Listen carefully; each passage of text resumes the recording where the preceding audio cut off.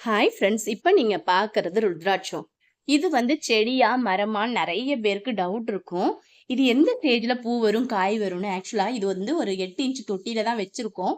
செடி ஆனா ஒரு 4 அடி, 3 அடி அந்த ரேஞ்ச்ல இருக்கு. பார்த்தீங்கன்னா, பூ சூப்பரா வந்திருக்குங்க. போன டைமே நான் பார்த்தேன். மொட்டு இதெல்லாம் வந்து ஃபோட்டோ, வீடியோ எடுக்கணும் அப்டின்ட்டு.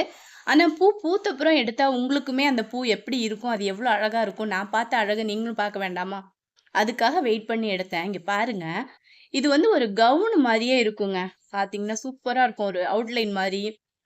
மகிழம்பூவோட பெரிய வெர்ஷன்னும் சொல்லலாம். மகிழம்பூ எவ்வளோ பெருசா அதாவது குட்டி குட்டியா இருக்கும். அதே மாதிரி இது நல்லா பெருசா இருக்கு. இதுவே வந்து பிஞ்சும் வருதுன்னு நெனைக்கிறேன் இதுலருந்து. இனிமே அடுத்த வீடியோல கண்டிப்பா உங்களுக்கு காய் எப்படி வரும்? நார்மலா எல்லா மரத்துலயும் எப்படி பூ பூத்து, காய் புடிச்சு, அந்த காய் வந்து முத்தி, பழமாகி, அதுக்கப்புறம் ருத்ராட்சம் வருமோ, அதே மாரி தான் வரும். இது எல்லார் வீட்லயும் வச்சுக்கலாமான்னா, நம்மளுடைய மென்டாலிட்டிய பொறுத்து தான். அதாவது நம்ம மனநிலை எப்படி இருக்கோ, அப்படிதான் இதுவும். ஆனா செடியா தான் இருக்கு. செடியிலேயே காய் வந்துருது. ஸோ எல்லாருமே வாங்கி வளர்க்கணும்னா வளர்க்கலாம்.